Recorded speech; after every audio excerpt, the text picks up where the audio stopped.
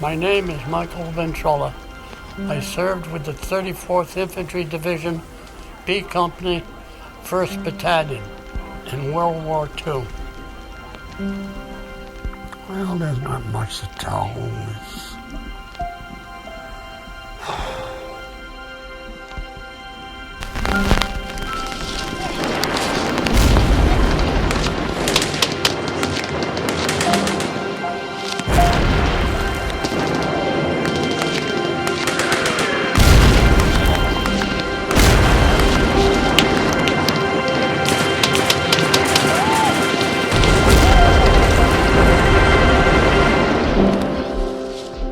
It's a waste of life from the person who has to serve. You can't make up those 3, 4 years, 5 years, whatever you put. I lost them. They're gone.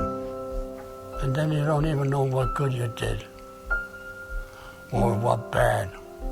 And if you know you did real bad, if you're sure of it, me, I would feel real hurt that I took somebody's life. I was born in 1922 in Italy, Gioia del Colle. My father was not in favor of the fascist party, so he escaped to America. People were afraid of war, that we were going to get involved. Young fellas wanted to sign up, and things like that. My father got a letter that I could enlist on my own, and he never showed it to me, and I got drafted. I held out for the Navy, and it didn't do me no good. They signed me up in the Army, in the infantry. It's a far cry from the prize ring to a barroom brawl, but this is what it's going to be like. Alley stuff. Everything goes, and there's no referee. And these are the boys we're going up against. A gang of bandits with as much sense of fair play as a scorpion. We'll fight them with their own poison, bludgeons and blackjacks, knives and daggers, fists and feet, bullets and bayonets. We'll use the right weapons at the right time in the right way.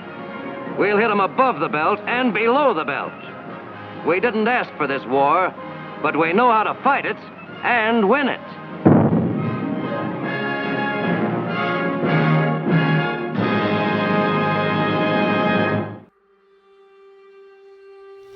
We landed at Naples depot. From Naples, we go to the Anzio. The patrols were terrible, especially walking through the grass or the wheat fields. I've been so close to some of these artillery shells that my body would raise. They used to make you scared as shit out of it. And then we had to push off Anzio beachhead into Rome. We had a Lieutenant Kuntz for the platoon. He didn't know shit, nothing. There was a big farmhouse, maybe about a half a mile away, and I saw somebody on top of the roof with field glasses. So I told the lieutenant that I saw somebody up there on the roof with the field glasses, and we should investigate. We went up to the farmhouse. It was the Italian guy was looking to see if we were Germans or Americans. And that's what he was looking through the field glasses. Him and the lieutenant go down back to the company, and they told me to stay there and wait for them to come back so that we can get the wine. So I stayed there. Gets around 12 o'clock, nobody shows up. 2 o'clock, nobody's showing up. By this time, I'm getting drowsy. I fall asleep. The next morning, I wake up 6, 7 o'clock. I look down at the valley. They're gone. There's nobody there. And then I says, I gotta go. I gotta do something. I got a ride on a British train that was going to Gioia del Colle through there. So I go to my brother's place first. He takes me to my mother's place, and he says, knock on the door and say you want to buy some eggs, because my mother used to sell eggs and vegetables and stuff. I told her I wanted to buy some eggs, and I took my cap off and my glasses, and she recognized me. It was great. I didn't have a pass to go anywhere. I was on my own. So I started back. I reported to the company commander. Well, first I went to the sergeant. So right away, the son of a bitch makes me his servant. I had to serve his meals. Then he sends me, he's going to court-martial me. We had the trial. I was found guilty. And I could have avoided telling you this, but that's part of it. He's stiff to me at the trial. He wasn't for me. He reported me AWOL. So I got a year of hard labor. They sent me back to Africa at the disciplinary training center. 4 months.